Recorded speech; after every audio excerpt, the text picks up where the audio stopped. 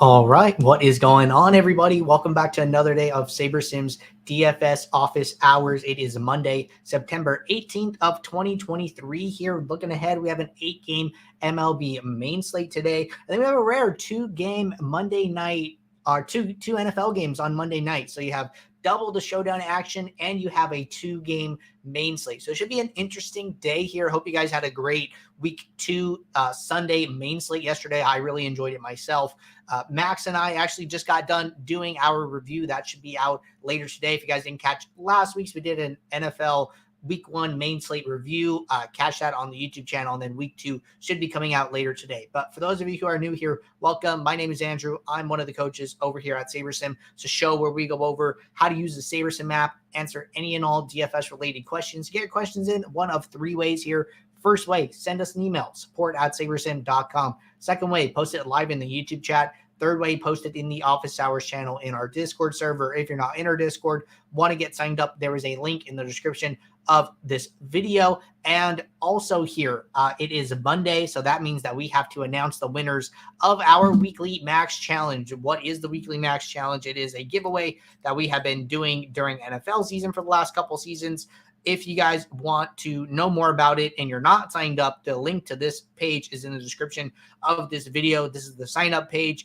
Weekly prizes, season-long prizes, eligibility requirements down here at the bottom. Use the SaberSim logo, fill out our form, max enter one of the DraftKings mini max contests, and you're all set. And that is it. So to get us rolling here, we have to announce our weekly winners. So weekly winners are our top finisher of the week, and one random person will get a free entry into next week's mini max here. So to get that kicked off here, I am going to bring up our trusty wheel of names and get this set up. But just to let you guys know, we had 233 people participate in this week's mini max contest here, and our top finisher was Nevermind03 with a 19th place and 207.66 points. So Nevermind is going to get a free SaberSim hoodie here and an entry into our end of the season free roll. So congratulations to you for being our top finisher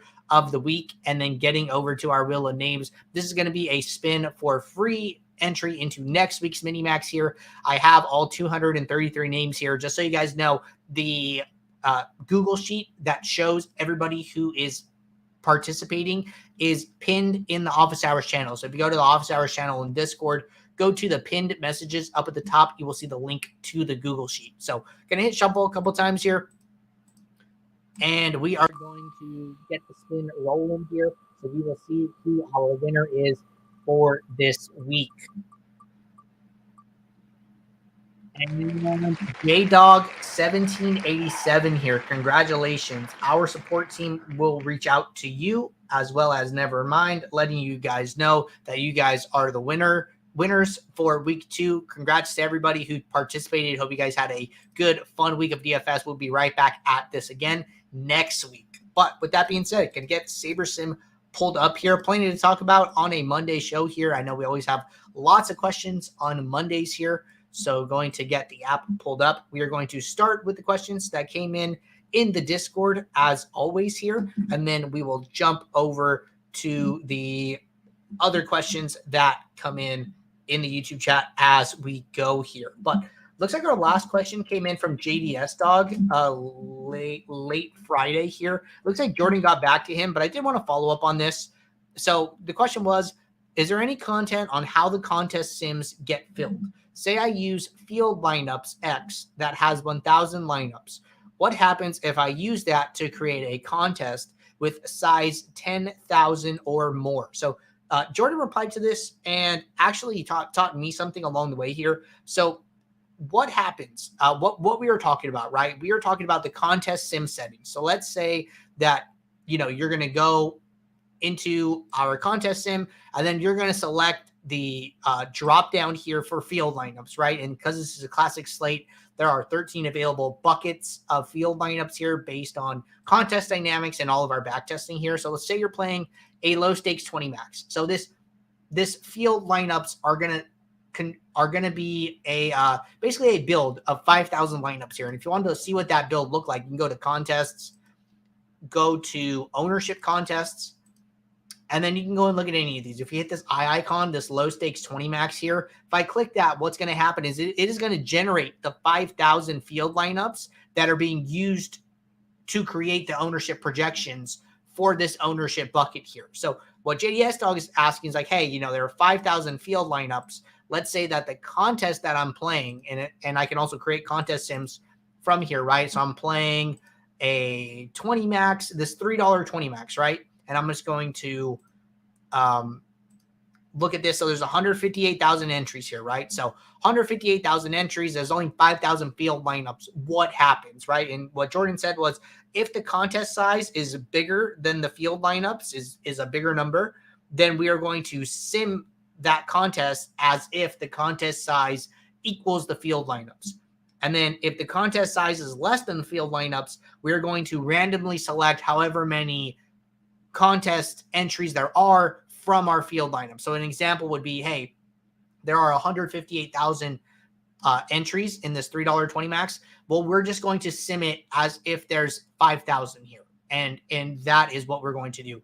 If you are playing, say, this $4 20 max here that has 1,486 entries in it, then what we're going to do is we are going to randomly sample 1,486 of the field lineups of 5,000 each time we run the sim. So if there's less than the number, we are going to pick however many we need each and every time we run the sim. If there are more, then we are going to just we're going to sim it as if the number of field lineups is the max for the contest here. So that is something that Jordan taught me here, and I wanted to relay that to everybody.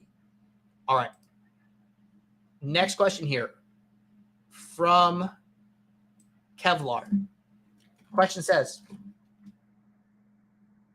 is it possible to set an automatic lineup rule that stacks and runbacks can only include wide receivers / tight ends and not running backs here? So I believe that you can do this with a rule here. So let me just go back to my build and we will walk through how to do this. So automatic rule where stacks and runbacks can only include wide receivers, tight ends, and not running backs. Okay, so what I would do is that this is going to have to be a conditional rule. So this is going to have to be an if-then rule. And we're talking about automatic here, right? So I'm going to say if at least, and what I would do is I would say if at least two, and I want to group by game here, right? Where this is a game rule. It is a run back rule. So I'm going to say if at least two, and I'm going to say QB, running back, wide receiver, or tight end are used, then use no more. Actually, this is kind of interesting. So I don't know if you can do this or not. I'm going to have to test this offline here, and I will get back to you. So let me just make a note for myself.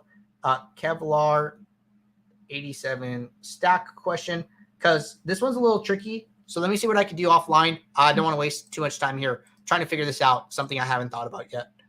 All right, but I will get back to you 100%. All right, next question here from Gary. Gary said, I know we can make a rule to fully exclude or include tight end in the flex for NFL, but would it be possible to allow a certain percentage? For example, I only want max 5% of lineups with a tight end in the flex. Another question would be, is it possible to break out stack types by position instead of just team? For example, if I want to see how many QB, wide receiver, tight end, opponent tight end stacks I have, not just that I have QB +2 with a run back. Okay, so let's walk through this first part first here. It said, would it be possible to allow a certain percentage of tight ends in the flex? And yes, you can do this. You just have to do it a little more manually, right? So let's say I'm going to build 500 lineups for today's slate, going to make 2 adjustments to projections, and then going to kick this off, right? So all you would really need to do is just go to the flex column in the post build and then just see what players are coming up in the flex and then manually control it from there. So this is actually something that Max and I talked about today on our video. You guys can catch that when it comes out later today. But was an interesting topic to cover overall. So like, let's say I have 20 lineups here and I only want, let's say 10%, because that'll give me 2 lineups with a tight end in the flex. What I would do is I would just go to the flex and then I would sort by exposure here. And in this example, we don't have any, but basically what I would do is look at however many lineups I want. And maybe if I look at 150, we'll get some here and be able to better explain this. So, okay, so here at 150 lineups, I have some Njoku, I have some Freiermuth, right? And I can go and I can look at the exposure of these players. So Njoku used in 3% of lineups, Freiermuth used in 2%, right? So that gets us right about 5%. What I would suggest doing is go to the flex in your build, whatever build you're running. You can still right click on position and then you can look at tight ends here. And then what this will do is it'll be like, hey, you know, what tight ends are in your lineups? And then you can go and quickly look at the exposures. And then from here, you know, you can cap it, right? Say that they were higher. Maybe I don't want more than any tight end used in 5% of lineups in the flex. And then I can go and I can do that. I could, this is one way to look at it on a position basis within the flex. So I'm looking at the lineup position of flex, and then I'm looking at it on a position by position basis with my tight end specifically here. So that is how I would do it. You're not going to be able to set a rule, but you can manually, check how much tight ends you have overall in the flex column. And then second question, this is probably going to be more of like a feature request. So there's not a good way to do this. There's not a good way to say, right now you can look at your stack exposure and you say, how many QB plus 2s do you have? How many QB plus 3s, et cetera here. This is not going to say, hey, how many, QB plus running back plus wide receivers versus quarterback plus wide receiver plus tight ends, right? That would be like an advanced stack types here, but I can put in a feature request for that. So feature request, advanced stack exposure. And then I'll just use that example, QB plus RB / wide receiver versus QB plus wide receiver / tight end here as an example. So definitely can take that back to the team for you. All right. Question from Jay Stanger. Question says, Andrew, super excited to be in the full swing of NFL. Question for you. Is there no longer a way to drag and drop or reorder your entries in the My Contest menu? I used to order my contests to fit for each build I do. I am aware of the new filter features, and that gets me most of the way, but I'd prefer to just reorder them myself. So I think you can reorder them yourself. Last I heard you could. So let me just get us a CSV for today. I would just get something with two contests here, and let's just see if we can do this, right? So going to go to NFL, going to go to today's 2-game slate here, and then just going to get us a couple of entries here. So just going to enter these real quick here. So now I have a CSV with 2 contests. And then I'm going to go to my fill here. And then I'm going to go to download template file from DraftKings. Going to bring this into the app here. So now I have these 2. You should still see this little feature here on the left. These like square dots here. It's like a little square rectangle shape with a bunch of dots. This is like our drag and drop feature. So you should still be able to grab these and move them up or down, right? So at the moment, the 200 player is the first lineup and the 150 player is the second. When I drag and drop, I'm going to move the 200 player to the bottom and then the 150 to the top. So if you're not seeing this, I would try a hard refresh, which is Control-Shift-R, Command-Shift-R, and see if that's working for you. If it's not, for whatever reason, send us a message. Use the report a problem link in the top upper right corner and just let us know, like, hey, unable to move contests up and down with the drag and drop feature or something like that, and the team can look into it. But as far as I know, still working for me here, and this is where it is located. All right. Good question there. Next one from Billy here. Billy was asking how to basically write a geomean filter here. So question was, Andrew, did I do this metric correct? To filter by geomean looks good to me, but figured wanted to double check before I go down this rabbit hole. So if you guys are on the pro or ultimate plans, you have the ability to create custom metrics here. So I actually have one written for you guys here. So you're going to have all your default metrics, but you can add custom metrics, right? You can add them as summary statistics to the app here. You can add them for if you're trying to grade your lineups on your own here. So if you wanted to create one to show the geometric mean of each lineup, what I would do is I would go to the dropdown. I would go to add metric. And then from here, I'm just going to name it geomean just to make my life easier so I know what it is showing.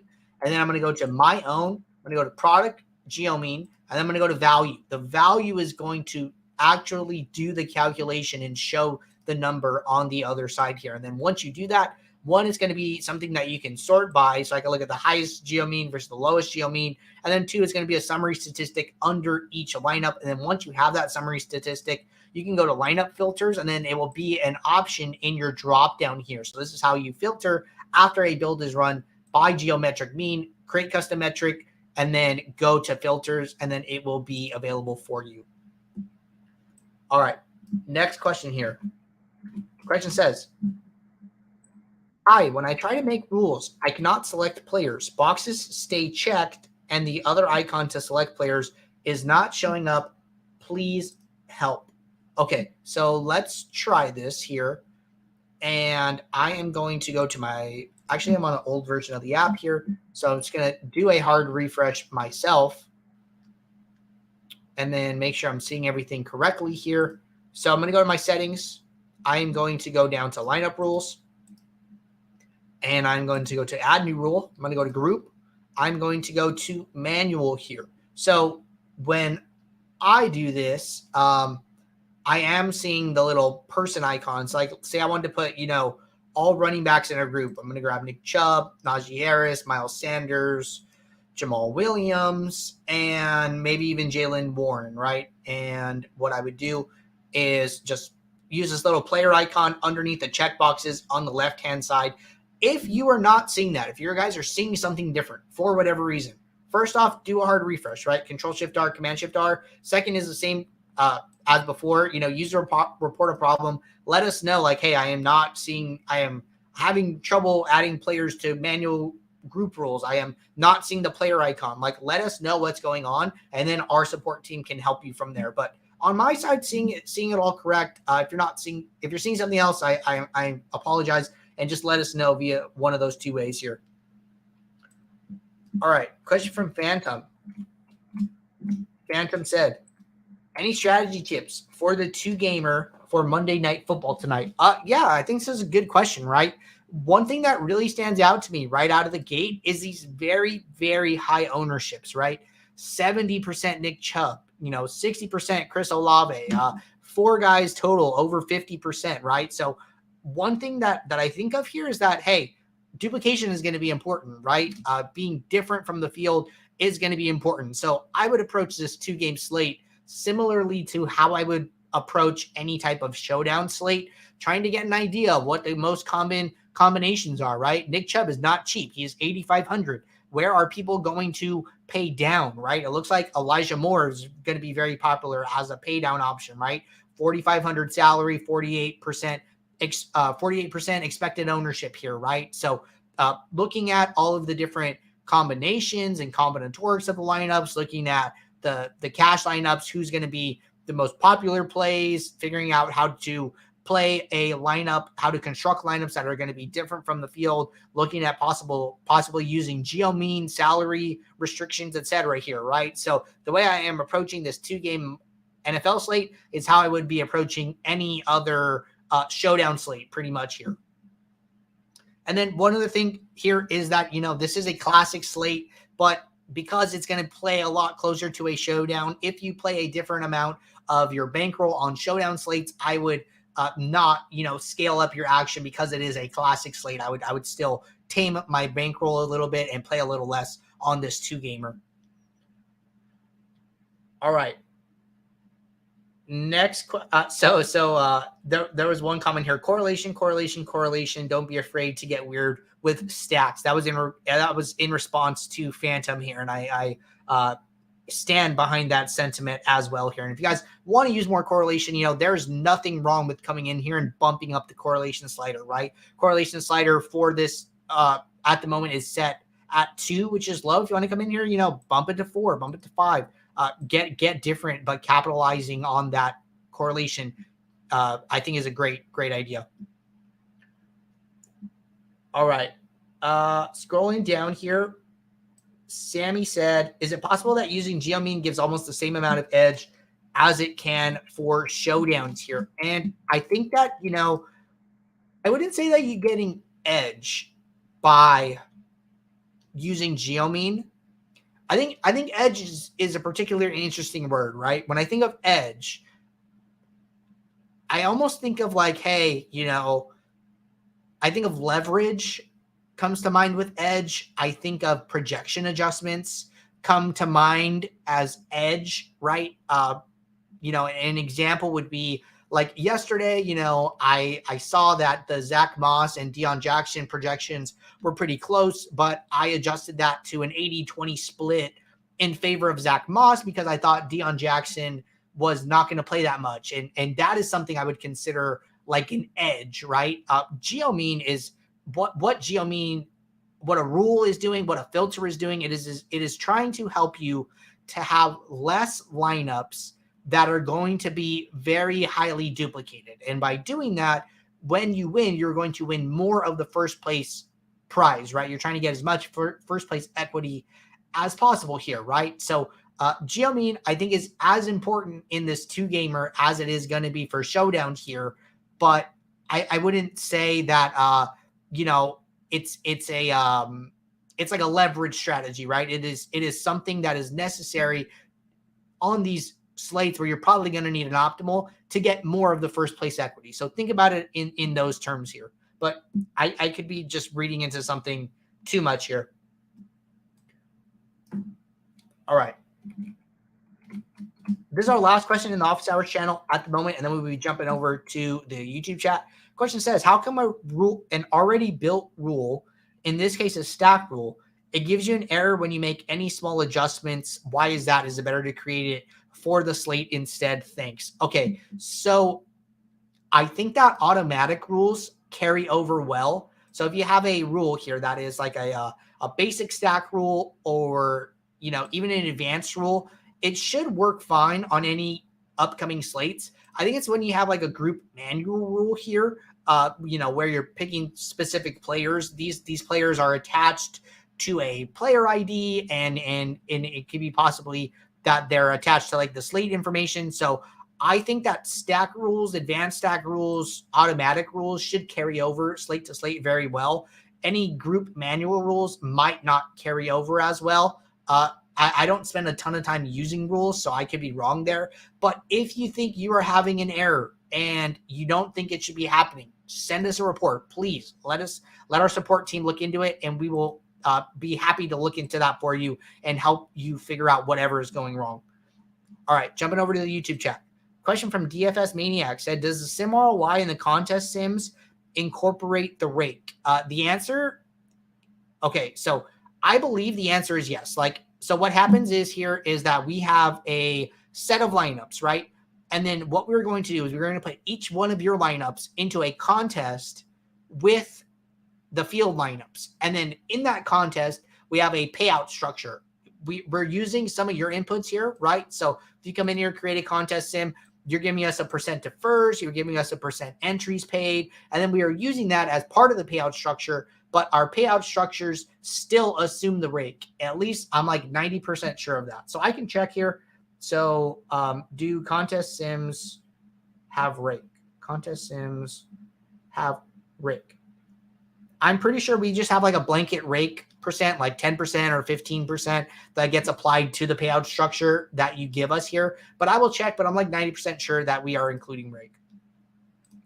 Patrick said, how do I turn off permanently open DFS windows after download CSV? Yeah, you go to the menu in the top right here. So if this open DFS site on download is toggled on, then whenever you are in your save contest tab, you fill these entries, and then you click this download in the top left, the DFS site is automatically going to pop up here.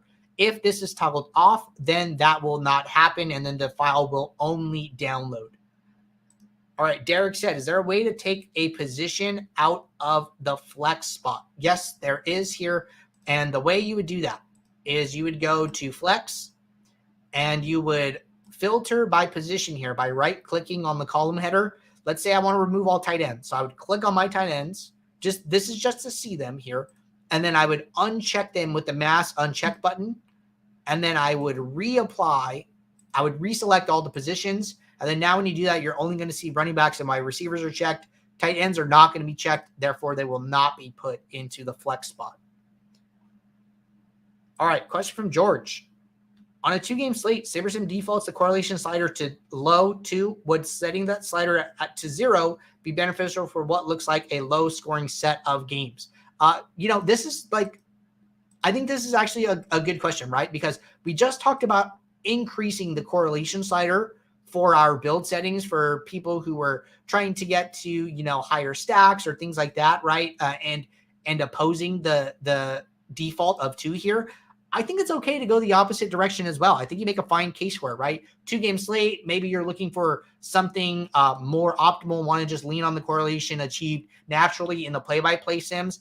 I think you make a great point for going to 0, right? But that's what's so funny to me in this instance, right? It's like, hey, the default is 2. You can make a case for going higher to upping that to 4. You can also make a case for going down to 0 and just relying on the play-by-play correlation here. I don't think there is a wrong or right answer here. It really just comes down to what is your strategy for the slate? What are you trying to achieve? And then based on what you're trying to achieve, there are different ways to do that, right? One person might be playing one way where, hey, increasing correlation slider makes sense. Another player is playing a different way where their strategy makes more sense by turning their correlation down to 0. So no wrong or right answer, just depends on what you were trying to do with the slate dynamics here.